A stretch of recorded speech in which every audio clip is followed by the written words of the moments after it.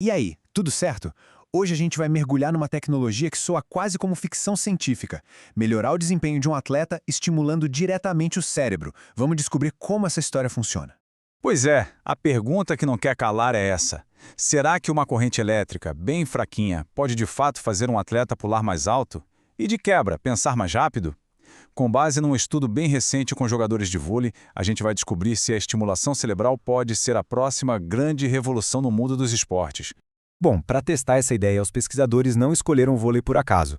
Esse esporte é super interessante porque ele não é só sobre força física, sabe? Ele exige uma combinação muito particular de potência explosiva com uma agilidade mental afiadíssima.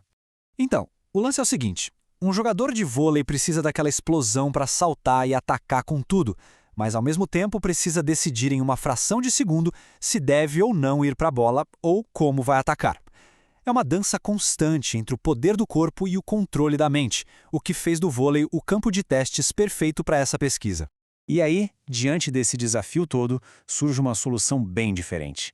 Uma tecnologia que não foi feita para treinar os músculos, mas sim para dar uma ajustada no centro de comando do corpo, o cérebro.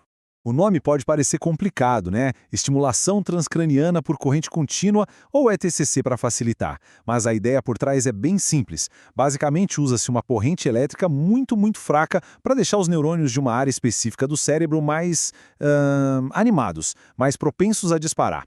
Pensa que é como aumentar um pouquinho o volume do cérebro, deixando ele no ponto para agir. E olha, a aplicação é surpreendentemente simples e nada invasiva. Eletrodos úmidos são colocados no couro cabeludo, bem em cima da área motora do cérebro. Daí, uma corrente bem fraquinha, de só 2 mA, é aplicada por 20 minutos. Não tem cirurgia, não tem dor, no máximo uma leve sensação de formigamento. Bem tranquilo. Ok, mas como é que a gente sabe se isso funciona de verdade ou se é só efeito psicológico? Para responder isso, os cientistas montaram um experimento super rigoroso comparando a estimulação real com placebo. Isso é fundamental para garantir que os resultados são para valer. O estudo dividiu os atletas em dois grupos. O primeiro recebeu a estimulação real, a ETSC, por 20 minutos durante 5 dias seguidos. O segundo grupo, que a gente chama de grupo sham, ou placebo, passou exatamente pelo mesmo processo, só que a corrente só era ligada por uns 30 segundos no começo e no fim. Isso foi só para imitar a sensação de formigamento, sem ter o efeito contínuo. É um truque essencial para ter certeza que qualquer melhora não é só da cabeça do atleta, sabe? E o que é bem legal de ver aqui é como os grupos eram parecidos. Idade, altura, tempo de experiência jogando eram praticamente idênticos. Isso é super importante, porque significa que se aparecer alguma diferença nos resultados lá na frente, a gente pode ter mais confiança de que a culpa, ou melhor, o mérito, foi da estimulação cerebral. Certo, então depois de 5 dias de treino e estimulação, o que será que aconteceu? Vamos direto aos resultados para ver onde essa tal estimulação cerebral realmente fez a diferença. E aqui está o primeiro grande resultado. Olha só o gráfico do meio. A altura do salto com corrida, que é um movimento essencial no vôlei para atacar e bloquear, aumentou bastante. Mas isso aconteceu apenas no grupo que recebeu a estimulação de verdade. O grupo placebo não mostrou essa mesma melhora. E por que essa melhora foi tão específica? Porque o salto com corrida é um movimento super complexo, dinâmico, que depende demais daquela área do cérebro que foi estimulada, o córtex motor primário. Isso mostra que a ferramenta parece ter um alvo bem preciso. Mas a melhora não foi só no corpo não. O estudo também mediu a atividade cerebral, e os resultados aqui foram igualmente impressionantes. O grupo que recebeu a ETCC mostrou um aumento na amplitude do no-go P3. Isso, traduzindo do cientifiquês, quer dizer que o cérebro deles ficou melhor em pisar no freio, em parar uma ação que não deveria ser feita.